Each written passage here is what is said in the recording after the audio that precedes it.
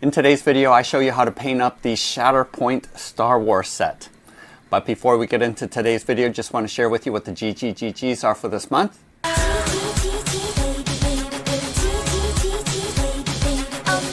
Each month, Bob the Beholder picks some of my Patreon supporters to receive gratitude gifts.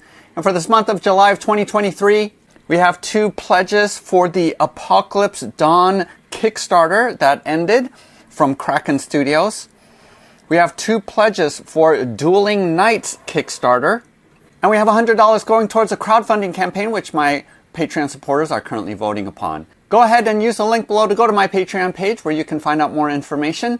And it only takes $1 to be a Patreon supporter, where you are given a chance to be chosen by Bob for one of these gratitude gifts. So a while ago, I did create a speed painting video for Marvel Crisis Protocol. Go ahead and check that out here. And I decided to go ahead and follow up with a how to paint tutorial for the relatively new Shatterpoint box. Now this box was about $30 more than the Marvel Crisis Protocol, but I actually think it's worth it because you do get more models and you get a lot more terrain in this box set than you did in the original Marvel Crisis Protocol set. And believe it or not, the putting together of all of the models was relatively pain-free. I remember from the Marvel Crisis Protocol, they had some really tiny bits that I thought was completely unnecessary to paint, to glue together. I felt like they could have just molded that into the plastic, but here, for the most part, it made sense in putting everything together, except for the droids. Gluing together the droids and the fact that you have to do 6 of them was a total pain. I actually had to use some super glue for some of them so that they would stick more quickly, along with the activator so that it would instantly hold in place. Whereas the rest of the models, I did use plastic cement glue, the Tester's odorless cement. And then the terrain was relatively easy to put together. I didn't quite realize that the instructions to put everything together was available online. I just intuitively was able to put things together, except for the only problem that I had was this piece right here. Instead of gluing it in the slot, I actually put it on top, so that was a mistake there. But I think that's the only mistake that I made in terms of gluing all of the terrain together. So this video is split up into 2 different parts where I do go through all of the miniatures first. And primarily I am using contrast colors. And then the second part of the tutorial is how to paint up the terrain really quickly. Overall, I'm pretty happy, even though this was speed painting and the colors aren't quite as vibrant as it would be with your traditional layering type of painting. But you just can't beat the quickness and the speed that you can attain with either GW contrast colors, which is primarily what I use, or if you are using Army Painter speed paints. There are equivalents across different systems, so you can just swap in whatever colors you have instead of the ones that I show on screen. And I'm not narrating most of the time. I do pop in to say something during the painting tutorials, but for the most part, I'm just going to have a music track while I'm painting because it's pretty self-explanatory. I have yet to play the game, so I can't comment on the rules, but so far the videos that I've looked at, tutorial videos, make it seem pretty interesting. As other reviewers have commented, these lightsabers are super, super thin, and I just can't imagine that I'm going to be able to avoid breaking some of them during gameplay. I just wish that they would have made the lightsabers a little bit thicker so that they would withstand some of the falls or breakage that I've seen online. But other than that, overall, I am pretty happy with the miniatures from this set. And because they're a 40mm miniature, they're a little bit easier to paint than your standard 28 or 32. I was really debating whether or not I was going to get this box set because honestly, I didn't play Marvel Crisis Protocol that much, even though I do really like that game. But I'm a sucker for Star Wars, and these just 40mm figures I think look super awesome. And especially I really like Clone Wars a lot. I'm looking forward to the standalone Ahsoka series that's supposed to come out this fall on Disney+, even though I was sorely disappointed with how boring Boba Fett was. So we'll see. But overall, I do like these miniatures, and Who knows, I might pick up some of the expansion boxes as well, but at this point, pretty happy with this box set. So let's go ahead and dive into the painting tutorial.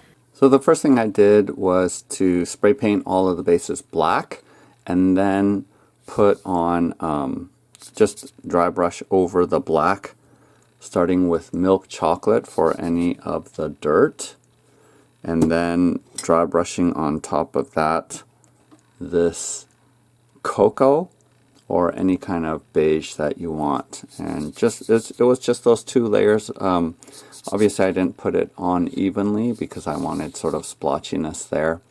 And then for the silver, I first put on the zinc, which is a darker silver, and then topped it with this shimmering silver.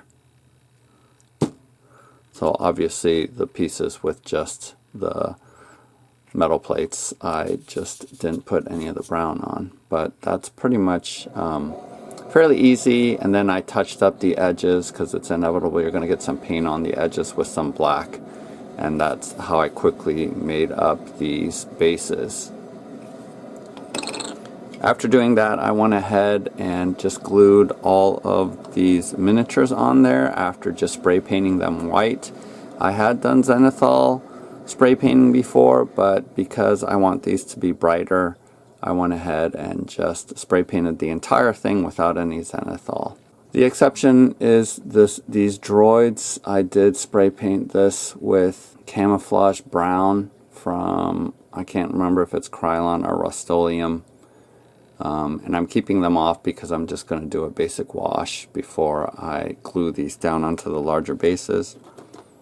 And then this guy as well, I just spray painted him silver just because that was his predominant color.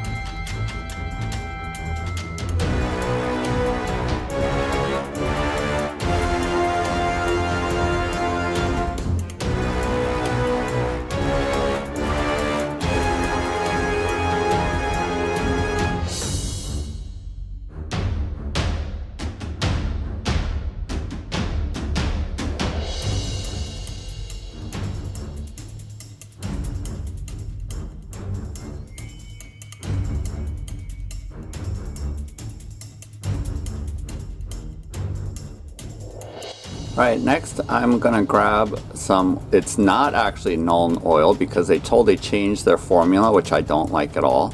So I actually dump dark tone from Army Painter into this bottle because for my shades I prefer to have flip tops, whereas most of my other paints I prefer dropper bottles. But in this case, because Citadel GW changed their formula with Nuln Oil, which I have no idea why, I prefer actually to use dark tone. I'm only putting this on the places where the green isn't going to go on, which are mostly the joints.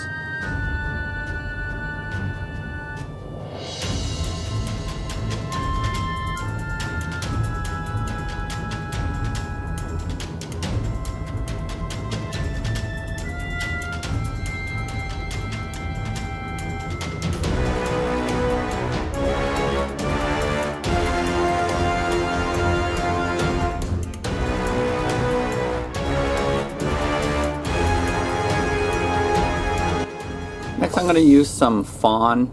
This is from Deco Art Americana. The reason why I'm using craft paint is because I don't have a color that's equivalent to this among my regular miniature paint, but if you can find something that's similar, go ahead and use that instead. So mostly I'm just dry brushing.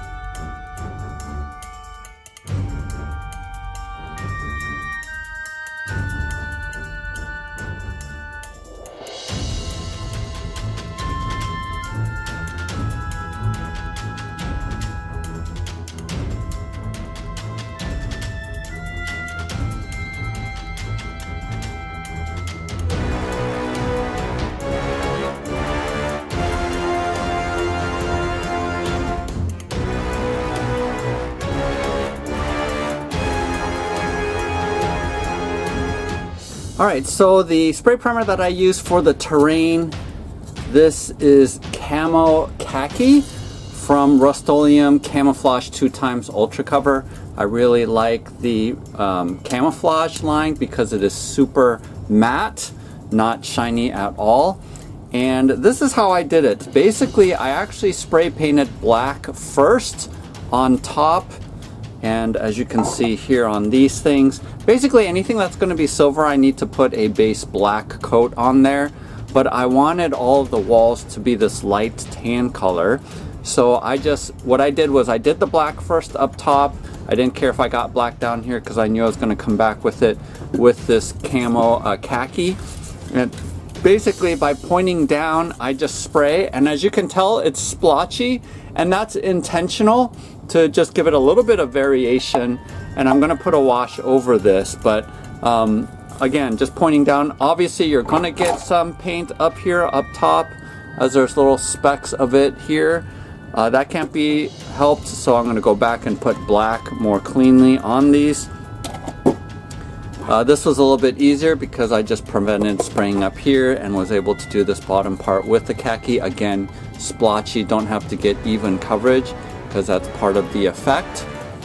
But this was really hard because I needed to get this wall section up here, this khaki color. So I got a lot of the black covered up. So I'm going to have to go back in here and repaint this just black, along with all of this. Anything that's going to be chrome, I'm going to be doing with black.